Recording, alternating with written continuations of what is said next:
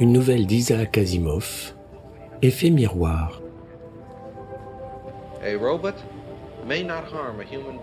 Les 3 lois de la robotique. Un robot ne peut nuire à un être humain ni permettre qu'un être humain soit lésé du fait de sa passivité. Un robot doit obéir aux ordres qui lui sont donnés par des êtres humains, sauf au cas où ces ordres seraient incompatibles avec la première loi. Un robot doit protéger sa propre existence aussi longtemps que cela n'est pas incompatible avec la première ou la seconde loi.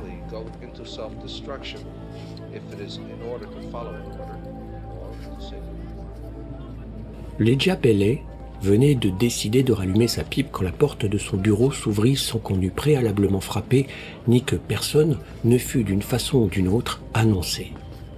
Il leva la tête, une expression de vif mécontentement peinte sur ses traits, et laissa tomber sa pipe. Il ne la ramassa pas, ce qui en disait long sur son état d'esprit. « Danil Olivo » s'exclama-t-il, à la fois interloqué et surexcité. « Jéhoshaphat. Mais c'est bien toi, n'est-ce pas ?»« Parfaitement, » répondit le nouveau venu. Il était grand, bronzé, et sa physionomie égale ne se départissait jamais de son impassibilité coutumière. « Je regrette de vous surprendre en entrant ainsi sans prévenir, mais il s'agit d'une affaire délicate qui exige que les hommes et les robots soient dans toute la mesure du possible tenus à l'écart, même ici. En tout cas, je suis heureux de vous revoir, ami Elijah. » Et le robot tendit la main à son interlocuteur dans un geste aussi parfaitement humain que l'était son apparence. Bellet était totalement étonné. Dans son désarroi, il regarda un instant cette main sans comprendre, mais se ressaisissant, il la serra dans la sienne. Elle était tiède et ferme. « Mais pourquoi, Danil? Tu es toujours le bienvenu, mais quelle est cette affaire délicate? Avons-nous à nouveau des ennuis? La Terre, je veux dire. » « Non, ami Elijah, cela ne concerne pas la Terre. L'affaire à laquelle je fais allusion est extérieurement parlant d'une importance minime. Un litige entre mathématiciens, rien de plus. Comme il se trouvait que nous étions par le plus grand des hasards un petit sot de la Terre, cette dispute a donc eu lieu au bord d'un astronef? En effet, une querelle insignifiante, mais qui a néanmoins des conséquences d'une ampleur stupéfiante pour les humains. » Bellet ne put s'empêcher de sourire. « Je ne m'étonne pas que tu trouves les humains stupéfiants. Ils n'obéissent pas aux 3 lois. C'est indiscutablement une lacune, dit Danil sur un ton grave. Et j'ai l'impression que les humains se déconcertent mutuellement eux-mêmes. Peut-être vous surprennent-ils moins que les hommes des autres mondes, parce qu'il y a beaucoup plus d'êtres humains sur la Terre que sur les mondes d'outre-espace. Dans ce cas, je crois que c'est effectivement le cas, vous pourrez nous aider. » Danil ménagea une brève pause avant d'enchaîner, un rien trop précipitamment peut-être. Et pourtant, il y a des règles du comportement humain que j'ai apprises. J'ai par exemple manqué à l'étiquette selon les critères humains en ne vous demandant pas des nouvelles de votre femme et de votre fils. Oh, ils vont bien. Le petit est à l'université et Jessie s'occupe de politique locale. Mais trêve de courtoisie, explique-moi maintenant la raison de ta visite.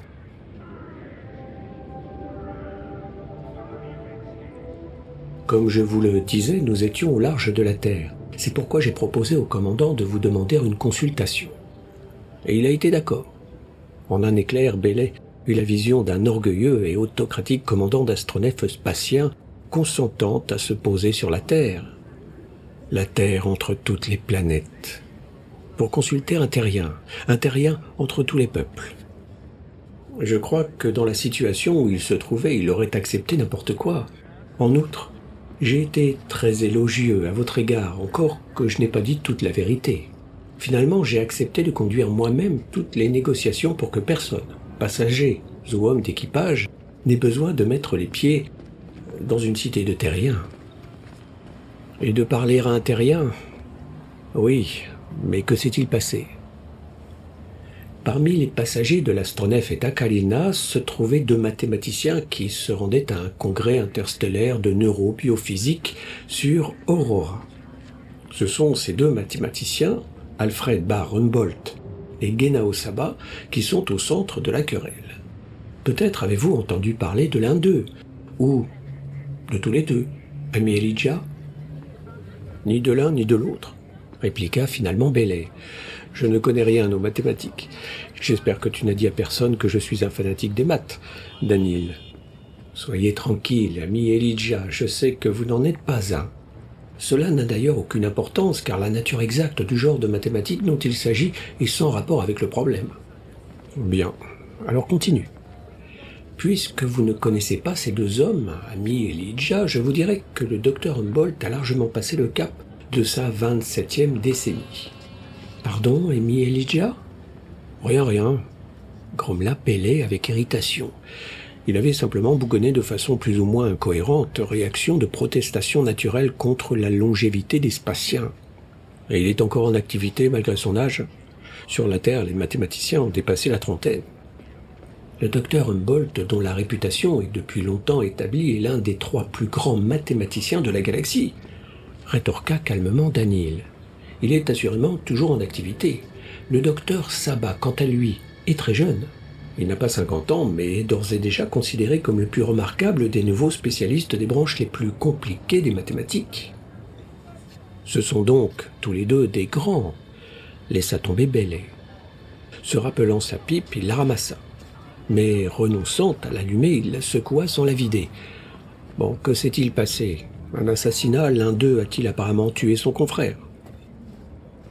L'un de ces hommes illustres est en train d'essayer de démolir la réputation de l'autre. En fonction des valeurs humaines, je crois que c'est pire qu'un meurtre. Oh, quelquefois sans doute, lequel cherche à discréditer l'autre. Toute la question est là justement, ami Elijah, lequel? Bon, continue. Le docteur Humboldt a été très clair. Peu de temps après avoir embarqué, il a eu l'intuition d'une méthode permettant d'analyser les trajectoires neurales à partir des modifications du spectre d'absorption des micro-ondes émises par certaines aires corticales localisées. C'était une technique purement mathématique d'une extraordinaire subtilité, mais je ne peux évidemment ni la comprendre ni en expliquer les détails de manière intelligible. Cela n'a cependant pas d'importance. Le docteur Humboldt a réfléchi. Plus il réfléchissait, plus il avait la conviction que c'était là une idée révolutionnaire, quelque chose qui éclipserait toutes les conquêtes antérieures des mathématiques. Et puis, il apprit que le docteur Sabat était à bord. Ah, et il a exposé sa méthode au jeune Sabat. Exactement. Ils s'étaient déjà rencontrés dans des séminaires et chacun connaissait parfaitement l'autre de réputation. Humboldt est entré dans tous les détails. Sabat a confirmé son hypothèse point par point. Il a abondamment insisté sur l'importance de la découverte et l'ingéniosité de son inventeur. Rassuré et encouragé par ses louanges, Humboldt a rédigé une communication pour présenter sommairement son travail et 2 jours plus tard, il a pris ses dispositions pour la transmettre par subétère au coprésident de la conférence afin d'établir officiellement sa priorité et qu'une discussion puisse être inscrite à l'ordre du jour. Il eut alors la surprise de constater que Sabat avait lui aussi préparé une communication, la même que la sienne pour l'essentiel, et qu'il s'apprêtait à la transmettre par la radio subéthérique à Aurora. Je suppose qu'il était furieux. Tout à fait. Et Sabat, quelle était sa version? Exactement la même que celle d'Humboldt, mot pour mot. Bon, alors quel est le problème? Mot pour mot, sauf que les noms sont inversés. Selon Sabat, c'est lui qui avait eu l'idée et qui avait consulté Humboldt. C'était Humboldt qui avait confirmé son analyse et l'avait couvert d'éloges. Ainsi, ils prétendent tous les deux que l'idée leur appartient, et que c'est l'autre qui l'a volée. Je ne vois pas en quoi cela fait problème. Dans le domaine scientifique, il suffit de présenter les documents de recherche datés et signés. L'antériorité est alors automatiquement établie, et à supposer même qu'il y ait falsification, les contradictions internes la révéleraient. D'ordinaire, vous auriez raison, ami Elijah, mais il s'agit en l'occurrence de mathématiques, pas d'une discipline du ressort des sciences expérimentales. Le docteur Humboldt affirme avoir élaboré l'essentiel de sa méthode de tête. Il n'a rien couché sur le papier avant de rédiger son mémoire. Évidemment, le docteur Sabat dit la même chose. Eh bien, il n'y a qu'à employer les grands moyens pour trancher le débat, qu'on les soumette tous les deux au sondage psychique et on verra bien lequel a menti. Daniel secoua lentement la tête. Vous ne comprenez pas ces hommes, ami Elijah. Ce sont des savants de grande classe. Ils sont tous les deux membres de l'Académie impériale. À ce titre, Leur conduite professionnelle ne peut être jugée par aucun tribunal, sinon un jury composé de leurs pairs, à moins qu'ils ne renoncent personnellement et volontairement à ce privilège. Alors expliquez-leur qu'ils doivent y renoncer. Le coupable refusera parce qu'il ne pourra pas se permettre d'affronter le psychosondage et l'innocent s'empressera d'accepter. Vous n'aurez pas besoin de les sonder. Cela ne peut marcher ainsi, ami Elijah. Dans un tel cas, renoncer à ce privilège, consentir que des profanes se livrent à une enquête, porterait irrémédiablement un coup fatal au prestige de l'intéressé. Tous les deux refusent obstinément d'abandonner le privilège d'être jugés par un tribunal spécial, par orgueil. La question de l'innocence ou de la culpabilité est tout à fait secondaire. Dans ces conditions, le mieux est d'attendre. Garde l'affaire sous le coude jusqu'à ce que vous soyez arrivés sur Aurora. Une armée de professionnels qui sont leurs pairs assisteront à leurs conférences de neurobiophysique et... Ce serait un coup terrible porté à la science elle-même, ami Elijah. On ne pardonnera ni à l'un ni à l'autre d'avoir été les instruments de ce scandale. On reprochera même à l'innocent d'avoir été mêlé à une aussi désagréable affaire. On estimera qu'elle aurait dû à tout prix être réglée sans qu'il y ait de vagues. Soit, je ne suis pas un spatien, mais je vais essayer d'imaginer que cette attitude est logique. Que disent nos hommes? Humboldt est pleinement d'accord. Si Sabat lui reconnaît la paternité de l'idée et le laisse transmettre son mémoire, ou au moins présenter sa communication devant la conférence, il ne portera pas plainte. Il gardera secrète la mauvaise action de son jeune confrère. Le capitaine, le seul autre humain à connaître cette querelle, n'en soufflera mot. Lui non plus, bien évidemment. Mais Sabat n'est pas d'accord. Au contraire, il est d'accord avec le docteur Humboldt dans les moindres détails, mais en inversant les noms. Toujours l'effet miroir. De sorte que c'est l'impasse. Je crois, ami Elijah, que chacun des deux attend que l'autre capitule et s'avoue coupable. Eh bien, vous n'avez qu'à attendre comme eux. Le commandant n'est pas de cet avis. Si l'on attend, il y a deux éventualités. La première est que Humboldt et Sabat ne démordent pas de leur position et que le scandale éclate lorsque nous atterrirons sur Aurora.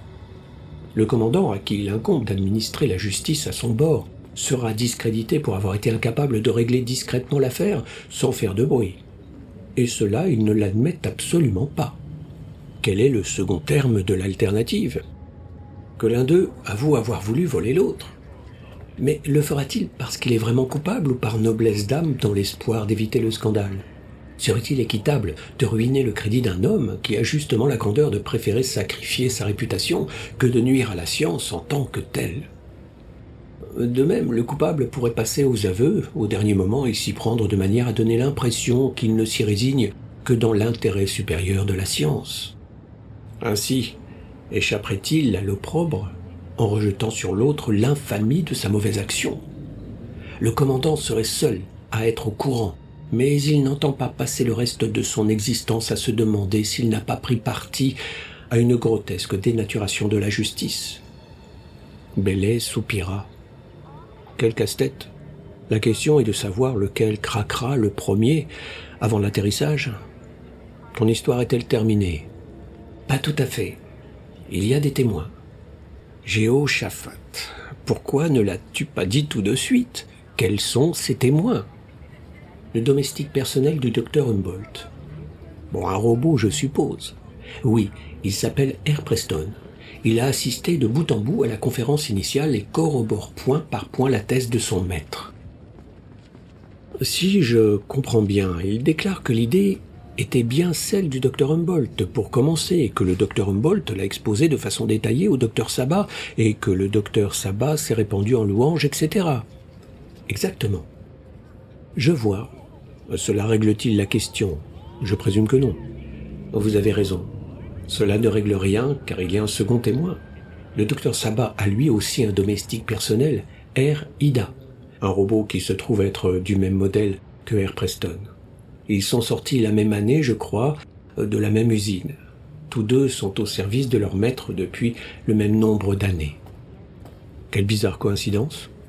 C'est hélas un fait, qui rend très aléatoire la possibilité de parvenir à une conclusion définitive en se fondant sur des différences manifestes entre les deux serviteurs.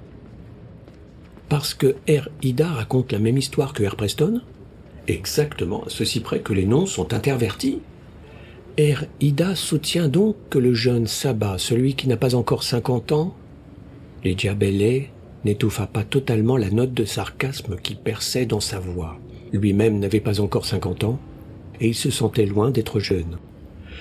A eu l'idée le premier pour commencer qu'il l'a exposé en détail au docteur Humboldt, lequel l'a abondamment félicité, etc. Oui, ami Elijah. Alors l'un des deux robots ment. C'est ce qu'il semblerait. Il devrait être facile de déterminer lequel. J'imagine qu'un examen, même superficiel, pratiqué par un bon roboticien. Dans le cas présent, un roboticien ne suffit pas, ami Elijah. Pour une affaire aussi importante, seul un robot psychologue qualifié aurait assez de poids et d'expérience pour prendre une décision. Il n'en existe pas d'assez compétent à bord. Un seul examen ne pourra être fait que sur Aurora. Et il sera trop tard à ce moment. Enfin, vous êtes sur la Terre. On peut mettre la main sur un bon robot psychologue. Aurora ne saura certainement jamais ce qui s'est passé sur Terre et il n'y aura pas de scandale. Seulement, ni le docteur Humboldt ni le docteur Sabah ne permettront que leur domestique soit interrogé par un robot psychologue de la Terre. Le terrien serait obligé de... Il laissa sa phrase en suspens. Il serait obligé de toucher les robots, acheva Lydia Bailey sur un ton flegmatique. Ce sont de vieux serviteurs bien vus de... Et pas question de les laisser souiller par le contact d'un terrien. Mais alors, qu'est-ce que vous attendez de moi, saperlipopette? Il grimaça. Excuse-moi, Erdanil, mais je ne vois pas pour quelle raison tu m'as mêlé à cette histoire. C'était pour une mission sans aucun rapport avec ce problème que je me trouvais à bord de l'astronef. Le commandant s'est adressé à moi parce qu'il fallait bien qu'il se tourne vers quelqu'un. Je lui paraissais assez humain pour qu'il parle et assez robot pour qu'il soit sûr que je garderais bouche cousue. Il m'a tout raconté et m'a demandé ce que je ferais à sa place. Me rendant compte que le prochain saut hyperspatial pourrait tout aussi facilement nous amener sur Terre qu'à notre point d'émergence suivant, je lui ai répondu que si j'étais aussi impuissant que lui à résoudre le problème, je connaissais sur Terre quelqu'un qui pourrait l'aider. « Jéhoshaphat », murmura Bailey. « Songez, ami Elijah, que si vous réussissez à triompher de cette énigme, ce sera excellent pour votre carrière et que la Terre elle-même en tirera peut-être avantage. Cela ne sera pas rendu public, bien entendu, mais le commandant ne manque pas d'influence sur son monde natal, et il vous en sera reconnaissant. Tu ne fais que rendre plus lourd le fardeau. Je ne doute pas que vous avez déjà une idée de la procédure qu'il conviendrait d'employer, répliqua lentement Erdanil. Vraiment, la procédure qui s'impose, me semble-t-il, consisterait à interviewer les deux mathématiciens. Je crains que ni l'un ni l'autre ne viennent en ville, et que ni l'un ni l'autre ne souhaite que vous vous rendiez sur place. Et il n'y a aucun moyen de contraindre Aspasien à entrer en contact avec un terrien, même en cas d'urgence. Oui, je comprends, Danil, mais c'était à un entretien par le truchement d'un circuit fermé de télévision que je pensais. Eh bien, n'y pensez plus. Ils ne se soumettront pas à un interrogatoire mené par un terrien. Mais alors que veux-tu de moi? Pourrais-je parler à un robot? Ils ne permettront pas non plus à leur robot de venir ici. Jéhoshaphat, tu es bienvenu, toi. C'était une question personnelle. À bord de l'astronef, j'étais autorisé à prendre toutes les décisions de ce genre sans aucun humain puisse opposer son veto, hormis le commandant lui-même. Et il ne demandait pas mieux que d'établir le contact. Vous connaissant, j'ai estimé qu'un contact par télévision serait insuffisant. J'avais envie de vous serrer la main. Lydia Bailey se radoucit. Je suis touché, Danil, mais franchement, je persiste à regretter que tu aies pensé à moi. Pourrais-je au moins parler au robot par télévision interposée? Je crois pouvoir arranger cela. C'est déjà un petit quelque chose. Autrement dit, il va me falloir faire le travail d'un robot psychologue de façon rudimentaire. Mais vous êtes un détective, ami Elijah, pas un robot psychologue. Admettons. Mais avant que je les voie, réfléchissons un peu. Dis-moi, est-il possible que les deux robots disent la vérité? Peut-être que la conversation qu'ont eue tes mathématiciens était équivoque. Peut-être était-elle d'une nature telle que les deux robots ont pu croire en toute sincérité que leurs maîtres respectifs étaient propriétaires de l'idée. Ou que l'un des robots n'a entendu qu'une partie de la conversation et le second le reste, de sorte que chacun a pu supposer que l'idée était celle de son propre maître. C'est tout à fait impossible, ami Elijah. Tous deux répètent cette conversation en termes identiques, et les deux versions sont formellement contradictoires. Et il est donc absolument certain que l'un des robots ment. Oui, pourrais-je, le cas échéant, avoir communication des déclarations faites jusqu'à présent en présence du commandant? J'avais prévu cette demande et je vous en ai apporté la copie. Voilà un second atout. Les robots ont-ils subi un contre-interrogatoire et as-tu également la copie de ce document? Ils se sont bornés à répéter leur récit. Le contre-interrogatoire ne peut être conduit que par un robot psychologue. Ou par moi? Vous êtes un détective, ami Elijah, pas un... Bon, très bien, Erdanil, je vais essayer de comprendre la psychologie spatienne. Un détective peut s'en charger parce que ce n'est pas un robot psychologue. Creusons un peu les choses. D'ordinaire, un robot ne ment pas, mais il mentira si c'est indispensable à l'application des 3 lois. Il pourra mentir légitimement afin de protéger son existence en accord avec la 3e. Il sera plus enclin à mentir si c'est nécessaire pour obéir à un ordre légitime donné par un être humain en accord avec la seconde. Et il sera encore plus enclin si c'est nécessaire pour sauver une vie humaine ou pour empêcher qu'un humain soit lésé en accord avec la première. Oui, et dans ce cas, un robot défendra la réputation professionnelle de son maître et mentira si cela se révèle nécessaire. En l'occurrence, la réputation professionnelle sera quasiment l'équivalent de la vie, et sa sauvegarde exigerait que le robot mente presque comme si la première loi était en cause. Néanmoins, en mentant, chacun des deux robots nuirait à la réputation professionnelle du maître de l'autre, ami Elijah. En effet, mais chacun aurait peut-être une conception précise de la valeur de la réputation de son maître et pourrait estimer en toute bonne foi qu'elle est supérieure à celle de l'autre. Il en conclurait que le mensonge serait moins préjudiciable que la vérité. Elijah Bellet reste quelques instants silencieux avant d'enchaîner. « Bon, peux-tu t'arranger pour que j'aie un entretien avec un des robots? Ida, pour commencer par exemple. » Le robot du docteur Sabat. Oui, celui du plus jeune. Cela ne prendra que quelques minutes, j'ai un micro-récepteur équipé d'un projecteur. J'aurai seulement besoin d'un mur blanc et je pense que celui-ci fera l'affaire si vous me permettez de pousser vos armoires à film. Vas-y, je devrais parler dans une sorte de microphone? Non, vous pourrez parler normalement. Je vous prie de bien vouloir m'accorder encore un moment. Je dois contacter le vaisseau pour organiser cet entretien avec Ida. Si cela doit prendre du temps, Danil, passe-moi donc le procès-verbal.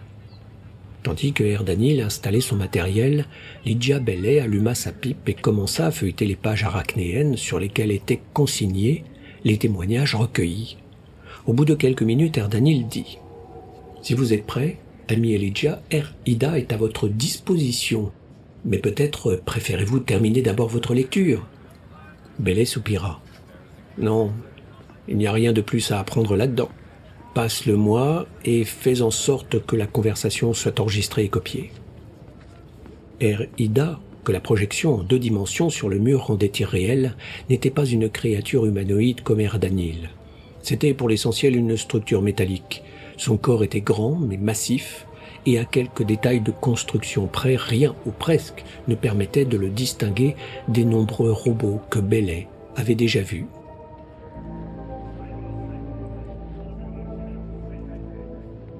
« Mes salutations, Ida » commença ce dernier. « Mes salutations, monsieur » répondit Ida d'une voix sourde au timbre curieusement humanoïde.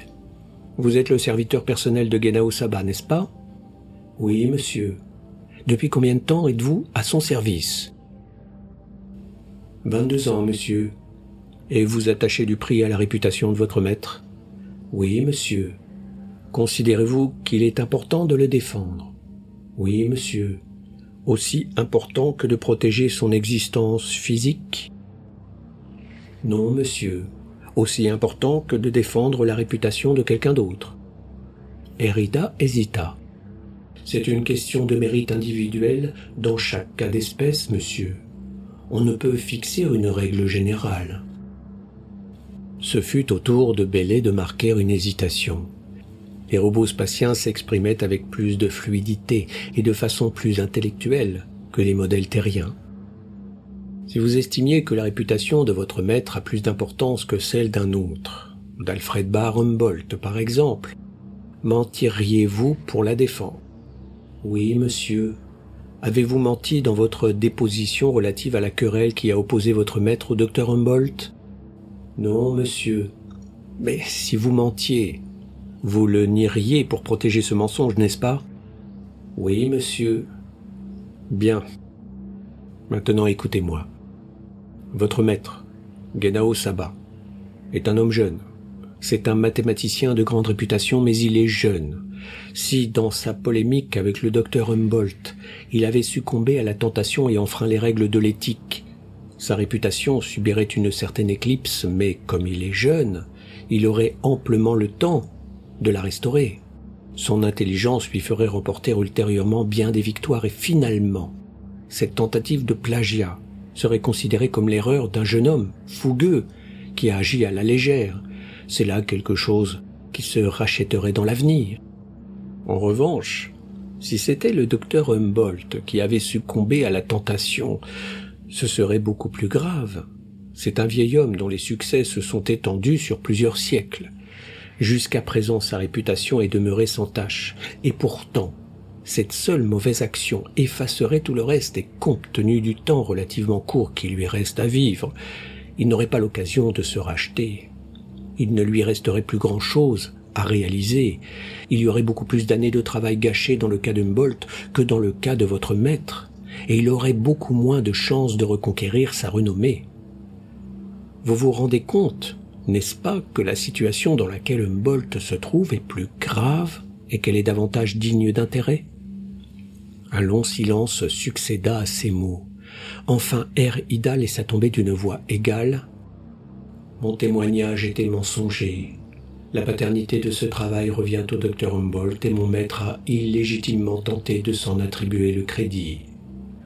Très bien, mon ami. Vous ne parlez de cela à personne tant que le commandant de l'astronef ne vous en aura pas donné la permission. Vous pouvez vous retirer. L'image sur le mur s'effaça. Bailey tira sur sa pipe. Penses-tu que le commandant a entendu, Danny? J'en suis sûr. Il est le seul témoin en dehors de nous. Parfait. Maintenant, à l'autre. Mais il est inutile de l'interroger après les aveux de Hérida, ami Elijah. Bien sûr que si. Les aveux de Hérida ne signifient rien. Rien? Strictement rien.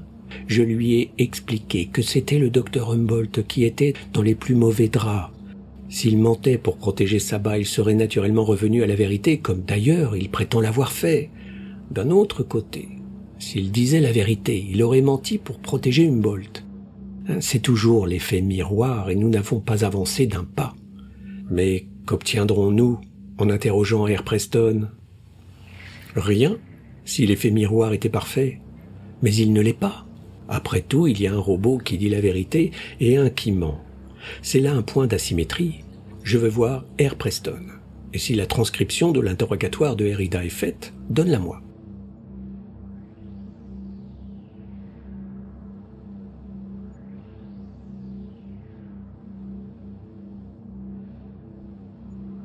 Le projecteur fut remis en marche. Air Preston ressemblait à Hérida, comme une goutte d'eau à une autre, si l'on acceptait une infime différence dans le profilement de la poitrine. « Mes salutations, Air Preston », dit Bailey. Tout en parlant, il gardait les yeux fixés sur l'enregistrement de l'interrogatoire de Hérida. « Mes salutations, monsieur », répondit Air Preston. Sa voix était identique à celle de Hérida. « Vous êtes le serviteur personnel d'Alfred Barr Humboldt, n'est-ce pas ? »« Oui, monsieur. Depuis combien de temps Êtes-vous à son service? 22 ans, monsieur. Et vous attachez du prix à la réputation de votre maître? Oui, monsieur. Considérez-vous qu'il est important de la défendre? Oui, monsieur. Aussi important que de protéger son existence physique? Non, monsieur. Aussi important que de défendre la réputation de quelqu'un d'autre? Air Preston hésita. C'est une question de mérite individuel dans chaque cas d'espèce, monsieur. On ne peut fixer une règle générale. Si vous estimiez que la réputation de votre maître a plus d'importance que celle d'un autre, de Genao Saba par exemple, mentiriez-vous pour la défendre? Oui, monsieur. Avez-vous menti dans votre déposition relative à la querelle qui a opposé votre maître au docteur Saba? Non, monsieur. Mais si vous aviez menti, vous le nieriez pour protéger ce mensonge, n'est-ce pas? Oui, monsieur. Bien. Maintenant, écoutez-moi. Votre maître, Alfred Barumbolt, est un vieil homme. C'est un mathématicien de grande réputation, mais il est vieux. Si, dans sa polémique avec le docteur Saba, il avait succombé à la tentation et enfreint les règles de l'éthique, sa réputation subirait une certaine éclipse. Mais son grand âge, et ce qu'il a accompli au fil des siècles, témoignerait en sa faveur et l'emporterait sur le reste. Finalement, cette tentative de plagiat serait considérée comme l'erreur d'un vieillard peut-être malade, mais n'ayant plus toute sa tête. En revanche, si c'était le docteur Saba qui avait succombé à la tentation, ce serait beaucoup plus grave. C'est un homme jeune, dont la réputation est considérablement plus fragile.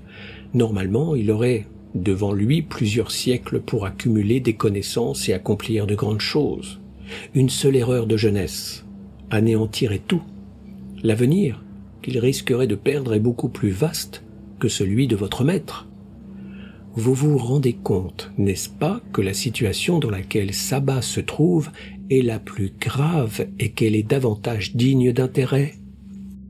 Un long silence succéda à ces mots. Enfin, Air Preston laissa tomber d'une voix égale. « Mon témoignage était... » Il s'interrompit net et demeura muet. « Continuez, je vous prie, Air Preston, » dit Bailey. Pas de réponse. « J'ai bien peur que Air Preston ne soit en état de stase, ami Elijah, » fit Air Danil. « Il est en dérangement. » Alors nous avons enfin créé une asymétrie. Nous sommes dès lors en mesure de désigner le coupable. Comment cela, ami Elijah? Réfléchis.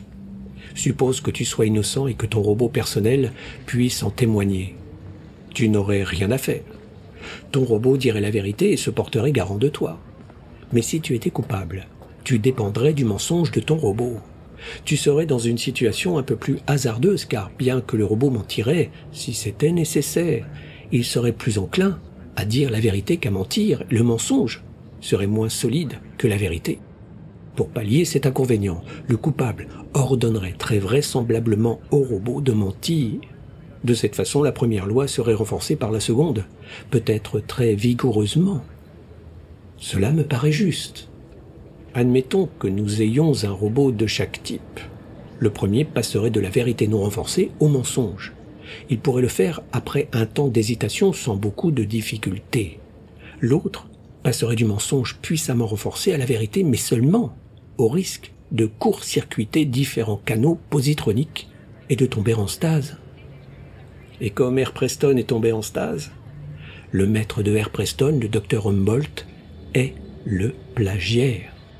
Si tu préviens le commandant et insistes pour qu'il ait immédiatement une conversation avec lui, peut-être lui arrachera-t-il une confession. Dans ce cas, j'espère que tu m'en avertiras sur le champ. Vous pouvez compter sur moi.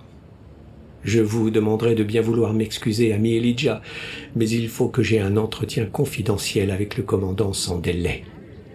Bien sûr, utilise la salle de conférence, elle est isolée. Bailey, incapable de faire quoi que ce soit en l'absence de Air Danil, attendit, silencieux et inquiet. Beaucoup de choses dépendaient de la justesse de son analyse, et il avait une conscience aiguë de son manque d'expérience en matière de robotique.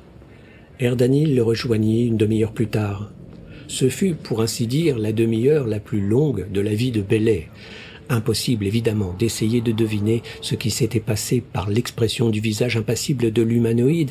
Bailey s'efforça de paraître tout aussi impassible.